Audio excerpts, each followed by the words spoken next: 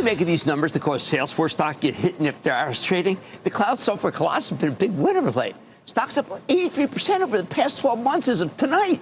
That's in part thanks to new AI-related products that can help clients do a better job of serving their own customers. But tonight, Salesforce reported headline numbers strong, modest top and bottom line beat, higher than expected full-year earnings forecast. There still was enough for the skeptics to nitpick about. Sure, Salesforce rolled out a 40-cent quarterly dividend first time, added $10 billion to buyback, a lot of money, but their operating margin came in a tad light for the quarter. Out your revenue guidance, a bit weaker than expected. In response, the stock has sold off in after-hours trading. Well, I think most of that's because it had run up into the quarter. Analysts after analysts kept raising price targets. It's up 14% year-to-date. Generally, with Salesforce, these post-earnings pullbacks are buying opportunities. Why? Because forecasts are always very, very conservative. But do not take it from me. Let's check in with Mark Beniofff. He's the co-founder, chairman, and CEO of Salesforce to get a better read on the situation. Mr. Beniofff, welcome back to Mad Money.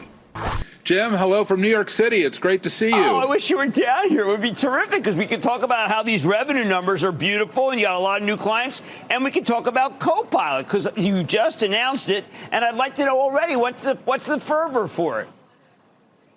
Well, come on over to Salesforce Tower, Jim. You know where we are. And I'll tell you, I've never been more excited about what's happening right now in our company, especially with artificial intelligence, just like you said, Data Cloud. It's amazing what is going on with our incredible new product line. We're seeing the fastest growth of any new product that Salesforce has ever had, ever, with our Data Cloud. Now, you talk periodically about billions of queries and then trillions of queries over longer periods of time. What is it like now with the queries? Because it's actually a better measurement than trying to figure out whether you said 8% revenue growth, 9%, which tires me. I'd like to know about the actual customer experience. Well, you can see, Jim, we had a phenomenal quarter with record revenues and profits and cash flow, and we're projecting incredible numbers for the year, especially our cash flow number is just phenomenal. But, Jim, what I'm really excited about is the transformation that has gone on in the entire company over the last year. You can see that in just the equity performance over the last 12 months is beyond my expectation. I'm sure it's beyond anybody's expectation. And if you look at where we were since we first went on the show in 2008, well, I mean, I don't think either you or I could have ever imagined what has happened with Salesforce. I mean, we just finished up a year at almost $35 billion in revenue, and now we see us moving forward as the third largest software company in the world, delivering tremendous amounts of customer success. And Jim, it's really about, exactly like you said, customers, giving them what they need right now, and that is the ability to manage this huge amounts of data that they need to deliver high-quality artificial intelligence. Now, let's talk about something that we also would not have mentioned in 2008.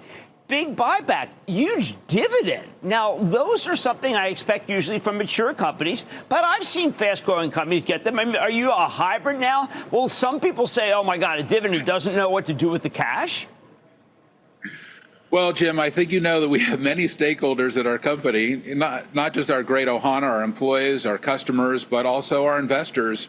And we're trying to serve everybody. And that means that we have to be able to, make sure that we don't suffer any major dilution, which is why we're buying back. And also we're giving back with our dividend. I think this really speaks to the size and scale and quality of the company that we've built with Salesforce. All right, so tell me about how your Copilot is different, say, from another Copilot that I use pretty much every day. Well, there's a big difference, Jim, because our Copilot uses our customers' data to make decisions. That's incredibly important. As you know, Salesforce is built on a rich fabric of data and metadata. And that data and metadata that serves so many of our customers, whether it's Amazon or whether it's IHG or even OpenTable or even an amazing company like Schneider Electric, all of these companies, their data and metadata is a woven fabric throughout their whole company that really illuminates their customer relationships. Our Copilot is deeply integrated into that data. We already have tremendous user interfaces at Salesforce. You know that, Jim. Our Sales Cloud, our Service Cloud, our Marketing Cloud, even Tableau, even Slack. These are amazing ways to talk to that data. But we have the ability then to go inside the data with the artificial intelligence and then provide unique insights because that data is living with us every single day. And that means that we're going to give those customers an incredible experience. In fact, I was just using OpenTable. I mean, you and I have made restaurant reservations before we've even shown up at a couple of the same restaurants. And when we get there, it's always a great experience, but sometimes getting there, it's a little bit difficult because you're trying to work with that system. Does it really know me? Is it really able to understand what I'm trying to accomplish? With our Copilot, we're really seeing a level of artificial intelligence that's so usable, so easy to understand, that our customers are having these amazing breakthroughs in their ability to run their business in an incredible new way. All right, well, let's pigeonhole you for a second, like most of the analysts will do, and certainly all the journalists. You use a number that talks about how you're going to be up 8 to 9% revenue guidance, and people say, oh, no, we want 9, 10. How do you appease, how do you chide those people? Because what I worry about is there's a whole sheet of unbelievable numbers. Then there's an 8. And because you have an 8, suddenly you're not Mark Benioff, you're someone else. What do I do about that?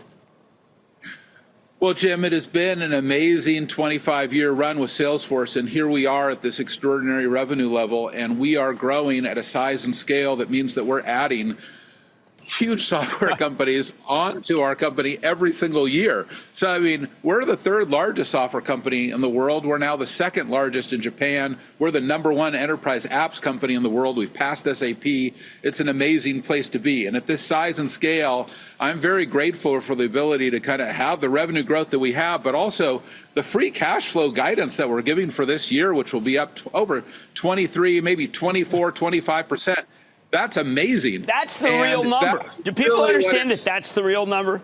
That free cash flow is how? I mean, that's it. The company I work at, what we talk about is free cash flow, because that's the number. I got one last question. Schneider Electronics, okay? Our fiscal year 25 free cash flow growth, Jim, is 26%. Look, I understand IHG. That's pretty awesome, I think, and I'm pretty excited about all of these. I think it's great. I mean, we could talk about margin is up 1,000 basis points for the year, Jim. It's amazing. Well, I was just going to ask about, I see IHG, of course, a big hotel. You're 6th in the world. They want Salesforce. Oh, yeah, they are great. Absolutely. There's no doubt about it, open table. But why does Schneider need you? I mean, they're not, as a customer, they're not individual facing. Well, let's talk actually IHG, and then let's go to Schneider. IHG has hundreds of millions of consumers who are working at our service and working with our Copilot, and also working with our AI, with Einstein. As you said, Jim, is doing 1 trillion transactions a week, the most successful artificial intelligence implementation in the history of enterprise software that does not only predictive, but generative as well. And by tying together all of this data and metadata, we are really delivering to customers like IHG this ability to unlock all their trapped data.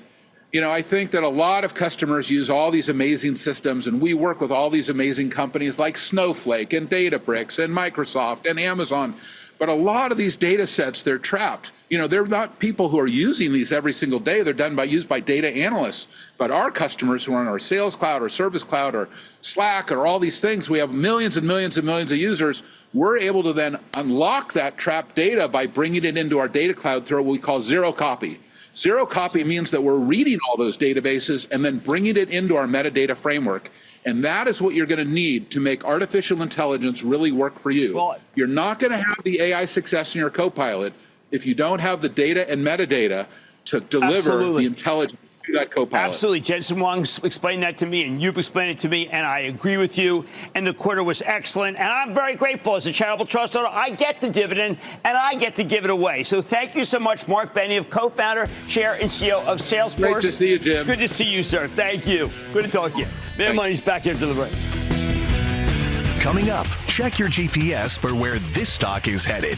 Cramer explains why a familiar name just won't stay down. Next.